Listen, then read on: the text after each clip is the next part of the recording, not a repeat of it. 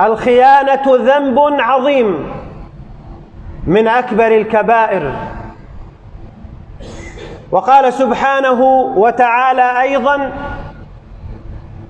وإما تخافن من قوم خيانة فانبذ إليهم على سواء إن الله لا يحب الخائنين. إن الله لا يحب الخائنين. وقالت امرأة العزيز تعتذر ليوسف عليه السلام: ذلك ليعلم أني لم أخنه بالغيب وأن الله لا يهدي كيد الخائنين. وأن الله لا يهدي كيد الخائنين. وقال النبي صلى الله عليه وسلم: أد الأمانة إلى من ائتمنك ولا تخن من خانك. أد الأمانة إلى من ائتمنك ولا تخن من خانك. وقال سبحانه وتعالى: ولا تجسسوا ولا يغتب بعضكم بعضا. والتجسس هو نوع من أنواع الخيانة. وقال النبي صلى الله عليه وسلم أيضا: ينصب يوم القيامة لكل غادر لواء بقدر غدرته. لواء يعرف به ويفتضح به أمام الخلائق. ينصب له لواء يوم القيامة، يوم الخزي والندامة، مكتوب على هذه الراية: هذه غدرة فلان. فالواجب على المسلم أن يحذر كل الحذر من الخيانة ومن أنواعها. ومن أنواع الخيانة التي انتشرت في زماننا هي خيانة المجالس، والتي هي من علامات الساعة. ذكرها حبيبنا المصطفى عليه الصلاة والسلام بقوله: تكون فتنة المضطجع فيها خير من القاعد، والقاعد فيها خير من القائم، والقائم فيها خير من الماشي، والماشي فيها خير من الراكض. قلنا: متى ذاك يا رسول الله؟ قال: حين لا يأمن الجليس جليسه. حينما تموت الأمانة وتكثر الخيانة وتزول الثقة من القلوب ويصبح المكان مكانا للاجتماع مع تفرق القلوب. تجتمع الأبدان لكن القلوب متفرقة. حين لا يأمن الجليس جليسه، شخص يجالسك لا تأمن من مكره. قال الإمام الحسن البصري رحمه الله: إننا نجالس أقواما نأمن إليهم. أتحسبون أن الخيانة في الدينار والمال؟ إن من الخيانة وأشد الخيانة أن يجالسنا الرجل فنتكلم له ثم يفشي أسرارنا.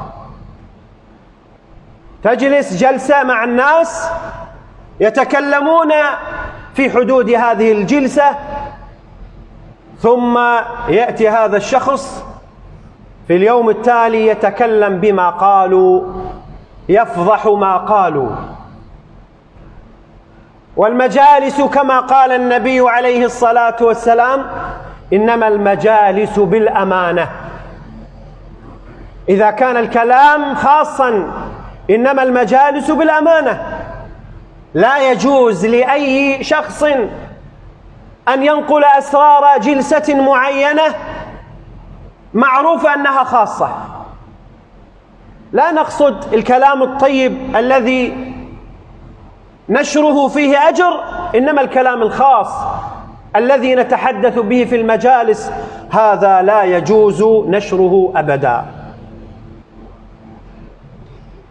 ومن خيانة المجالس، ومن صور خيانة المجالس أن شخصا يتصل على شخص آخر فيفتح الحاكية ويسمع الحاضرين وذلك الشخص لا يدري،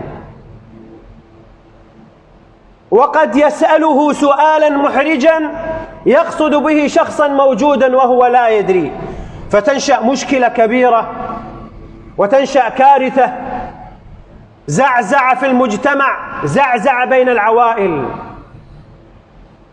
ومن صور خيانة المجالس أنك تصور شخصا ما يجالسك في مجلسك خلسة وهو لا يدري، تصوره وهو لا يدري، هذه خيانة مجالس.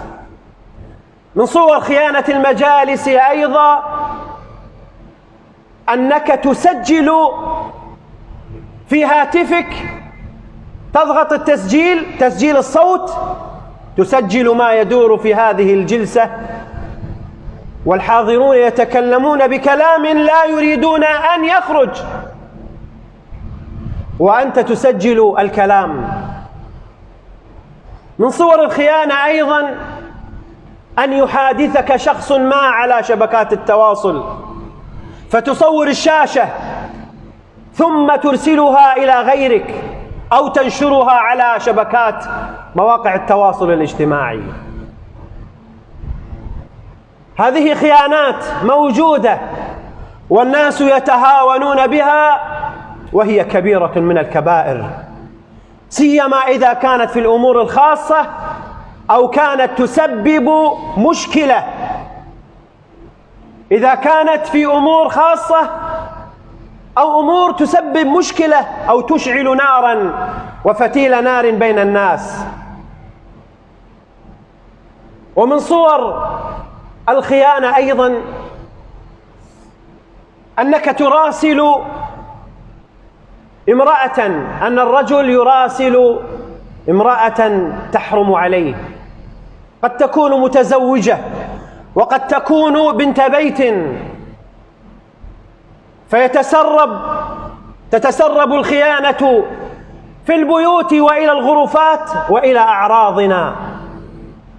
هذه خيانة كبرى. أو أن تخون المرأة بيت أهلها أو بيت زوجها فتراسل الغرباء، هذه خيانة كبرى. وما انتشرت الرذائل وما نزعت البركة وما كثر الطلاق إلا بسبب التهاون في هذه الأمور. والله جل وعلا حذرنا من ذلك: ولا تجسسوا، لا تخونوا الله والرسول وتخونوا أماناتكم وأنتم تعلمون، إن الله لا يهدي كيد الخائنين. فهذه الصفات الذميمة وجدت في هذا المجتمع، وهي من علامات الساعة حين لا يأمن الجليس جليسه، تنزع الثقة من قلوب الناس. فالواجب على المسلم أن يتقي الله في ذلك، وأن يبتعد وأن يهرب من هذه الأفعال الشنيعة. لا تفتح حاكية هاتف إلا بعد أن تستأذن، لا تنشر كلاما قاله شخص في مجلس إلا بإذنه، لا تصور صورة لهاتفك لمحادثة فتنشرها، فكل ذلك خيانة، والخيانة من أكبر الكبائر. أسأل الله جل وعلا أن يجنبنا وإياكم الشرور والفتن ما ظهر منها وما بطن.